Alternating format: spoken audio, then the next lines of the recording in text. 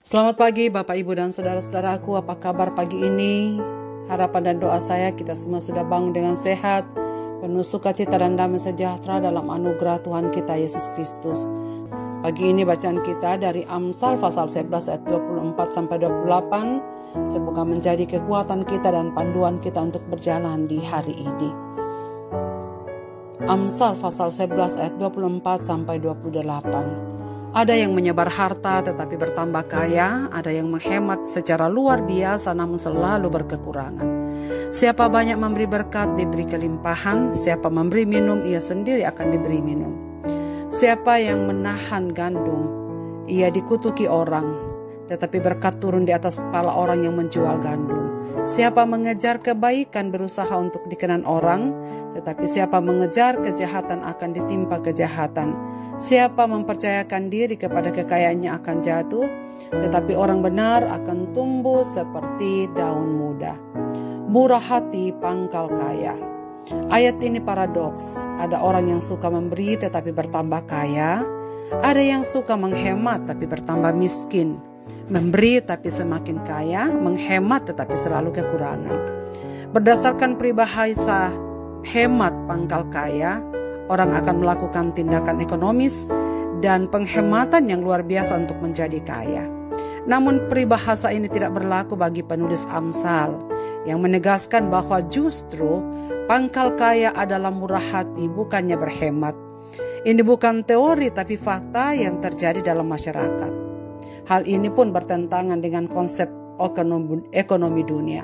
Sebab konsep ekonomi dunia menganut sistem mempertahankan sebanyak mungkin.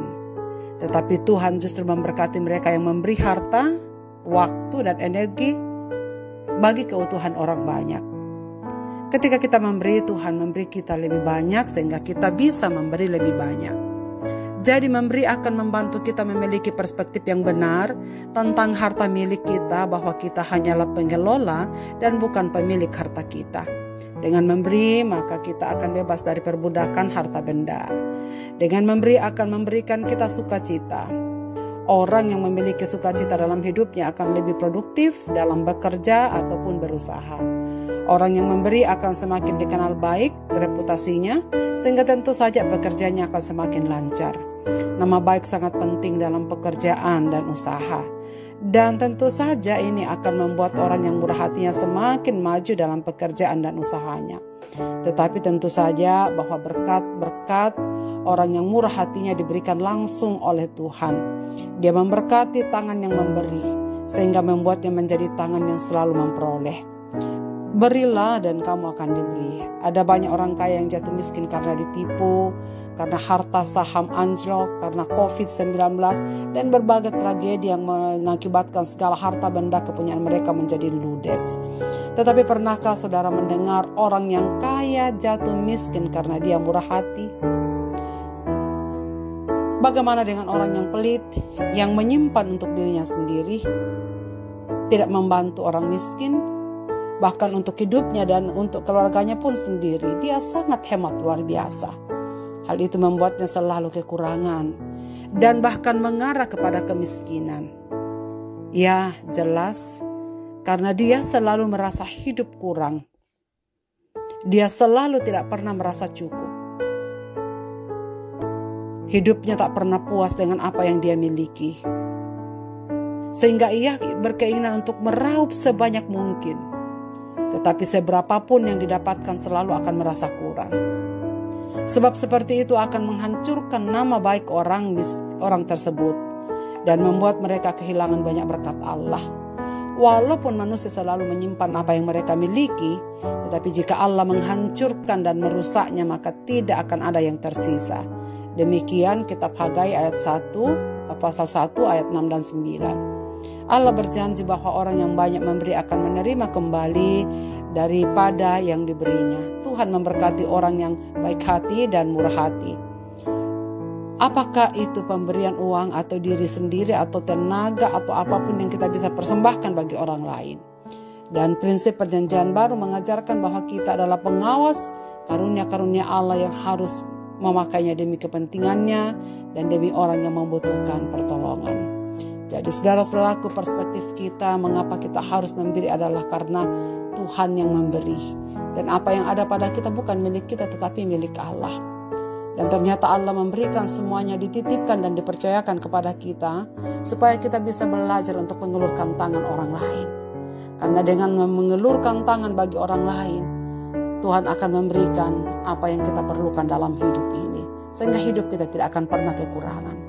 Terima kasih karena anugerah Tuhan yang kita dengarkan pagi ini yang membuat kita dapat menaiki hidup yang lebih baru. Marilah kita berdoa. Bapa di sorga, Bapa di dalam nama Tuhan Yesus Kristus, terima kasih banyak untuk firman-Mu pada pagi ini yang mengingatkan kami supaya kami belajar untuk memberi daripada menerima. Tuhan, terima kasih banyak karena kami tahu bahwa ketika kami mengulurkan tangan kami bagi orang lain, sesungguhnya Allah sendirilah yang bekerja untuk memberkati setiap orang-orang di sekitar kami. Terima kasih untuk janji berkat-Mu, bahwa ketika kami belajar untuk hidup dalam kemurahan hati, Tuhan juga akan selalu mencukupkan dan memberikan apa yang kami perlukan dalam hidup ini supaya kami semakin banyak bisa memberi dan berbagi kepada orang lain. Ampuni kami ya Tuhan, karena kadang-kadang kami keliru melihat bahwa apa yang ada pada kami ini adalah milik kami. Dan biarlah firman-Mu pagi ini bahwa Tuhanlah yang memberikan dan berkat Tuhanlah yang membuatnya kami dapat memiliki semuanya. Terima kasih Tuhan untuk firman-Mu. Dan kiranya Roh Kudus terus menerus mengingatkan kami agar kami semakin belajar untuk bisa memberi apa yang kami bisa untuk pekerjaan Tuhan, untuk kemuliaan Tuhan, dan untuk memberkati orang-orang di sekitar kami. Terima kasih ya Bapa, kami serahkan hidup kami sepanjang hari ini dalam tangan-Mu.